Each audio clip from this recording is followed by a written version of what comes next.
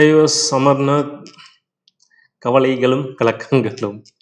So market பார்த்தா ரொம்ப பேனிக்காக தான் இருக்குது. நேற்று கூட சொல்லியிருந்தேன், மார்க்கெட் வந்து கொஞ்சம் டவுன்ஃபால் கண்டினியூ ஆகிற மாதிரி இருக்குது. கொஞ்சம் பேனிக்காக தான் இருக்குது. லாங் பொசிஷன் எடுக்கிறவங்களாம் எதுவும் எடுக்க வேண்டாம். ஒரு ரிவர்சல் கன்ஃபார்ம் ஒன்று ஏற்பாடு பண்ணலான்னு சொல்லியிருந்தேன். அதே மாதிரி தான் பார்த்தீங்கன்னா, இன்றைக்கி வந்து மார்க்கெட் போட்டு சாத்துன்னு சாத்திட்டாங்க. அந்த ஒரு படத்தில் வந்து டெல்லி கணேஷ் தெளி வச்சு அடிப்பாங்களா, அது மாதிரி வந்து மார்க்கெட்டை தெளி வச்சு டெய்லி அடிச்சிட்டு இருக்கிறாங்க. ஸோ இதுக்கு முக்கியமான காரணம் அப்படின்னு பார்த்தோம்னாக்கா, நம்முடைய டேரிஃப் ஐயா அவர்கள் ஏதாவது 500% டேரிஃப் போட்டு வரும் அப்படின்ற ஒரு பயம். எல்லாரும் நினச்சிட்டு இருக்கோம், அவர் வந்து முட்டாள்தனமாக பேசிட்டு இருக்கிறது என்ன அப்படின்ற மாதிரி சொல்கிறாங்க. அந்த ஆள் முட்டாள்தனம்லாம் கிடையாது, அரகண்ட் அப்படின்னு தான் சொல்லணும். எனக்கு ஒன்று வேணும்னா என்ன வேணாலும் பண்ணுவேன், எந்த எக்ஸ்டெண்ட் வேணாலும் போவேன் அப்படின்ற மாதிரி ஒரு அரகண்ட். அந்த பேச்சு வந்து நமக்கு முட்டாள்தனமாக தோணுதே தவிர, அந்த ஆள் நல்லா தெளிவாக தான் இருக்கிறா அப்படி. அப்படி வந்து முட்டாள்ன்ற மாதிரிலாம் நம்ம வந்து என்ன சொல்கிறது, அண்டர் எஸ்டிமேட் பண்ணுற மாதிரி தான். மற்றவங்கள தான் அந்த முட்டாளாக நினச்சிட்டு இருக்கிற அப்படி பார்க்கலாம். அந்த மாதிரிலாம் டேரிஃப் வந்து 500% போட்டுச்சுனாக்கா நமக்கு எந்த அளவுக்கு பாதிப்போ அதே பாதிப்பு அவருக்கும் இருக்கும். அதனால் அந்த அளவுக்கெல்லாம் போக மாட்டாங்க. இதெல்லாம் வந்து ஒரு கண்ணாமூச்சி விளையாட்டு, இந்த ஜியோ பொலிட்டிக்கலில் நடக்கக்கூடிய விஷயங்கள் தான். பார்ப்போம் என்ன அந்த விஷயத்தில் வருது அப்படின்றது.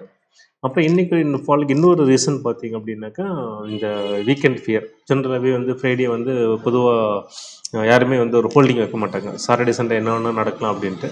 அதுவும் இப்போ இருக்கிற ஜியோ பொலிட்டிக்கல் சுச்சுவேஷன், நம்ம இந்த டேரிஃப் பிரச்சனை அது இதுன்னு பார்க்கும்போது வந்துட்டு யாருமே வந்து ரெடியாக இருக்க மாட்டாங்க. அது நம்ம மார்க்கெட் பார்த்திங்கன்னா மற்ற மார்க்கெட்டோட நம்மளது ஃபாலோ ஆகிட்டே இருக்குது. ஸோ இந்த கண்டிஷனில் வந்து யாருமே வந்து வீக்கெண்டில் வந்து பொசிஷன் வைக்க விரும்ப மாட்டாங்க. ஸோ அதுவும் சேர்ந்து இன்றைக்கி மவுண்ட் ஆகிருக்கு. தென் வந்துட்டு நேற்று மட்டும் கிட்டத்தட்ட 3,300 கோடி நெட் செல்லிங் வந்துட்டு எஃப்ஐஐ பண்ணியிருக்காங்க. அவங்க பை பண்ணது செல் பண்ணது கூட்டி கழித்து பார்த்தா நெட் செல்லிங் மட்டும் 3,300 கோடி நேற்று மட்டுமே. ஸோ இன்னைக்கு அந்த ஒரு ஃபேர் இன்றைக்கி கண்டினியூ ஆகும். இது எல்லாமே சேர்ந்து பார்த்திங்கனாக்கா நம்ம நிஃப்டியை தாறுமாறாக இறக்கிட்டு இருக்குது. ஸோ ரீசெண்டாக அந்த ஆல் டைம் ஹை போனதுலேருந்து இப்போ வரைக்கும் பார்த்திங்கனாக்கா கிட்டத்தட்ட 2.5% வந்து நிஃப்டி வந்து இறங்கியிருக்கு. இது வந்து நிஃப்டி கிராஷ் ஆகுமா அப்படின்னாக்கா, அது எல்லாமே நம்ம சார்ட்டில் ஒன் பை ஒன்னாக பார்க்கலாம். ஸோ அதுக்கு முன்னாடி வந்து டிஸ்க்ளைமர், நான் வந்து செபி ரெஜிஸ்டர் அட்வைசர் கிடையாது. இங்கே பேசுகிறது எல்லாமே ஜஸ்ட் ஒரு எஜுகேஷன் பர்பஸ்க்காக ஷேரிங் மை வியூஸ், அவ்வளோதான். எப்போவுமே ஒரு நல்ல ஒரு ட்ரேடர் இன்வெஸ்டர்ஸ் அப்படின்னாக்கா, முக்கியமாக என்ன மாதிரி ஆளுங்க பேச்செல்லாம் கேட்காம அவங்களுடைய ஓன் ஸ்டடி அனாலிசிஸ் பண்ணி ஓன் டிசிஷன் எடுக்கிறது தான் புத்திசாலித்தனமாக இருக்கும். அந்த அண்டர்ஸ்டாண்டிங்கோட வீடியோக்குள்ளே போகிறதுக்கு முன்னாடி சப்ஸ்கிரைப் பண்ணலன்னாக்கா சப்ஸ்கிரைப் பண்ணுங்கள், ஷேர் பண்ணுங்கள், லைக் பண்ணுங்கள். உங்களுடைய சின்ன சின்ன இந்த 2 கிளிக் வந்து பெரிய அளவில் எங்களுக்கெல்லாம் கொஞ்சம் மோட்டிவேஷனாக இருக்கும். நான் ஒவ்வொரு வீடியோக்கும் வந்து குறைந்தபட்சம் ஒரு 2 மணி நேரம்லேருந்து 3 மணி நேரம் வரை டைம் ஸ்பெண்ட் பண்ணி தான் பண்ணிகிட்ருக்கோம். ஸோ இந்த 2 கிளிக் வந்து கண்டிப்பாக எங்களுக்கு ஒரு உத்வேகமாக இருக்கும்.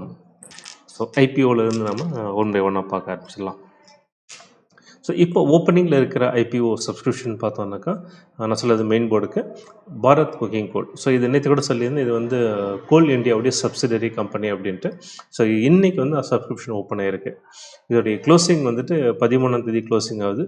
ஸோ ஃபாரே பார்த்தீங்கன்னாக்கா 6.2% கிடையாது, 6.2 டைம்ஸ் வந்துட்டு சப்ஸ்கிரிப்ஷன் வந்திருக்கு. இது ஃபஸ்ட்டு டேயோட இது வரைக்குமான ரிசல்ட்டு. ஸோ நேற்று சொல்லியிருந்தேன், இது நல்ல ஒரு வரவேற்பு இருக்கும். எனக்கு இதை கொஞ்சம் ரொம்ப நாளாக எதிர்பார்த்துட்டு இருந்தது. ஏன்னா வந்து பிஎஸ்யூ ஸ்டாக் அப்படின்றதுனால வந்துட்டு லாங் டேர்மில் வந்து இது ரொம்ப கன்வீனியண்ட்டாக இருக்கும். Convenient in the sense risk பெரிய அளவில் இருக்க வாய்ப்பு கிடையாது. அதனால் வந்து இதோட ப்ரைஸ் பார்த்திங்கனாக்கா ரொம்ப அட்ராக்டிவாக இருக்குது. 21 23 தான் இருக்கும் அப்படின்றது வந்து ஈவன் 23 அப்படின்னா கூட வந்துட்டு இது வந்து லோ ப்ரைஸ். ஸோ அந்த வகையில் வந்து அதுவும் வந்து கொஞ்சம் அட்ராக்டிவாக இருக்குது. பார்ப்போம். இதோடைய சப்ஸ்கிரிப்ஷன் வந்து 13ஆம் தேதி முடியும். ஓப்பனிங் இது லிஸ்டிங் வந்துட்டு 16ஆம் தேதி வந்து ஷெட்யூல் பண்ணியிருக்கு. பார்ப்போம் ஃபர்தராக அது எப்படி பெர்ஃபார்ம் பண்ணுது, எப்படி இதோட சப்ஸ்கிரிப்ஷன் வருதுன்றது தான். இப்போ நம்ம நேராக வந்து மார்க்கெட்டுக்குள்ளே பார்த்துடலாம். ஸோ இன்றைக்கி ப்ராட் மார்க்கெட் இண்டெக்ஸஸ் பார்க்கும்போது நிஃப்டி வந்து 0.75% வந்து இன்றைக்கி மட்டும் டவுன் இருக்குது. 193 பாயிண்ட் மைனஸில் முடிஞ்சிருக்கு. Large cap -209 points, mid cap -194, small cap -279, micro gap -387. So பார்த்தீங்கன்னாக்கா கிட்டத்தட்ட எல்லாமே வந்து 1% அண்ட் மோர் தென் 1%. நேற்று வந்து எல்லாமே மோர் தென் 1% இருந்தது. இன்றைக்கி பார்த்தீங்கன்னாக்கா large cap and mid cap வந்து near 1% and small cap micro cap more than 1% வந்து டவுனில் இருக்குது. ஸோ ஸ்டில் வந்துட்டு இது மேபி கொஞ்சம் அவரேஜ் பண்ணுறவங்க இது பண்ணலாமே தவிர, பட் கொஞ்சம் ஹியூஜாக எந்த பொசிஷனும் எடுக்காதீங்க.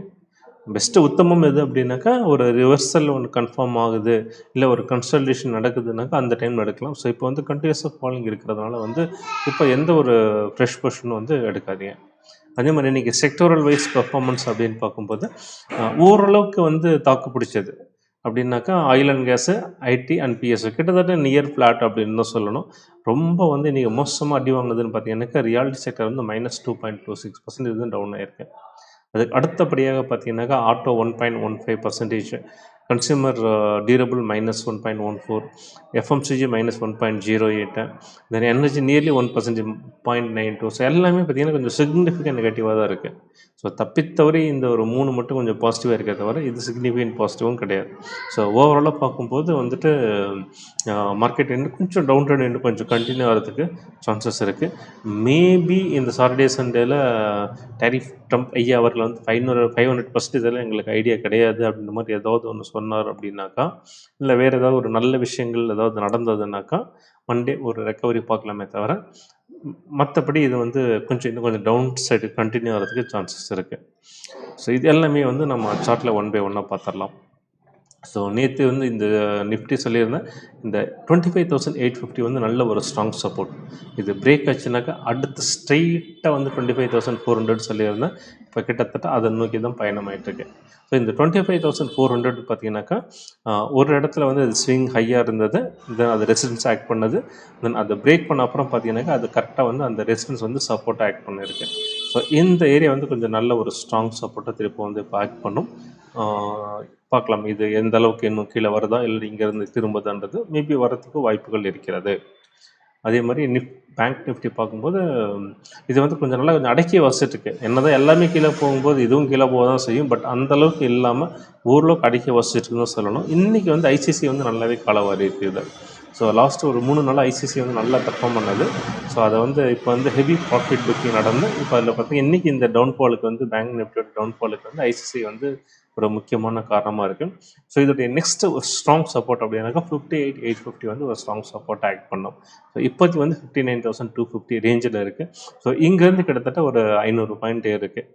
ஸோ 500 பாயிண்ட் பேங்க் நிஃப்டிக்கு பெரிய விஷயம் கிடையாது, பட் அது ஒன் டே ஃபாலோ ஆச்சுன்னா அந்த சப்போர்ட் கிட்டே வந்துடும்.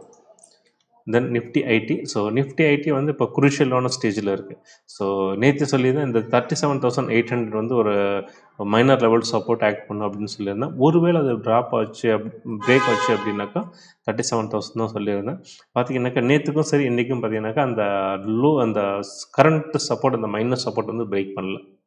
ஸோ இதுவும் பேங்க் நிஃப்டியும் பார்க்கும்போது மேபி ஒரு சின்ன ஒரு ரிவர்சல் வந்து மண்டே வரத்துக்கு சான்சஸ் இருக்குது, அப்சைடு வரதுக்கு சான்சஸ் இருக்குது. உடனே வந்து பாசிட்டிவ் திரும்பிடுச்சானாக்கா சொல்ல முடியாது. இது வந்து ஒரு ஷார்ட் ஃபாலிங் இருக்கிறது ஒரு ப்ராஃபிட் புக்கிங் மாதிரி மண்டே ஒரு அப் ட்ரெண்ட் வரலாமே தவிர, பட் ஒரு கன்ஃபார்மான ஒரு இது வந்துட்டு நமக்கு ஒரு அட்லீஸ்ட் ஒரு க்ளோசிங் வந்துட்டு 26 மேலே வந்தால் மட்டும்தான் நம்ம வந்து எடுத்துக்க முடியும். பார்க்கலாம். தென் வந்து ஸ்மால் கேப்.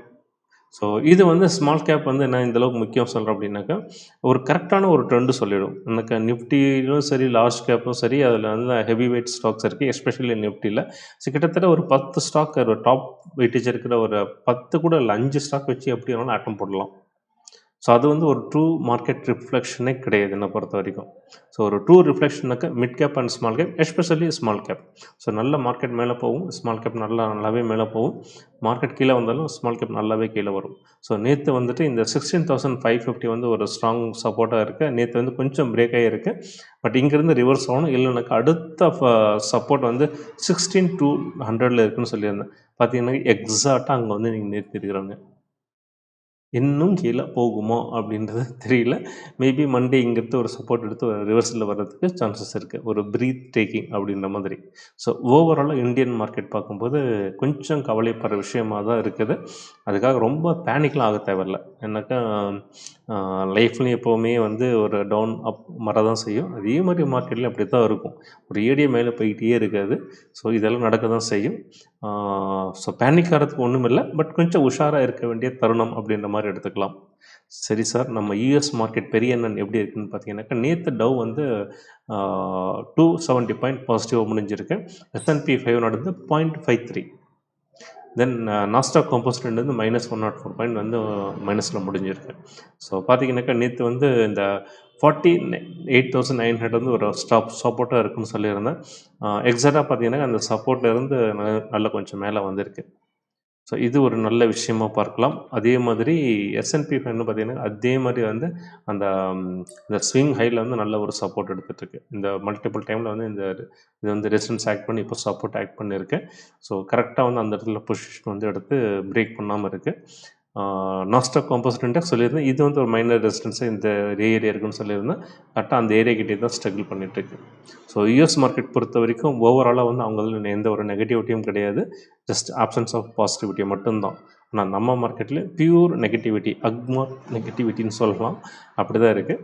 ஸோ ஓவராலாக பார்க்கும்போது வந்துட்டு இந்த மாதிரி ஒரு மைனர் கரெக்ஷன்ஸ் அப்பப்போ வர்றது சகஜம்தான். ஸோ அந்த வகையில் வந்துட்டு ரொம்ப பேனிக் ஆக வேண்டாம். ஒரு லாங் பொசிஷன் மட்டும் எடுக்கிறத தவிர்த்துட்டு ஒரு ரிவர்சல் கன்ஃபார்ம் ஆன பிற்பாடு எடுத்துக்கிறது புத்திசாலித்தனமாக இருக்கும். ஸோ ஐ ஹோப் இன்ஃபர்மேட்டிவாக இருந்திருக்குன்னு நினைக்கிறேன். இதோட இந்த வீடியோ முடிச்சுக்கலாம். Once again request, please subscribe பண்ணுங்கள், லைக் பண்ணுங்கள், ஷேர் பண்ணுங்கள். வீக்கெண்டு நல்லா அளவாக பதமாக வந்து கொண்டாடுங்க. மண்டே வந்து ஒரு புத்துணர்ச்சியோட ஒரு நம்பிக்கையோட பார்ப்போம். Until then bye. தேங்க்யூ.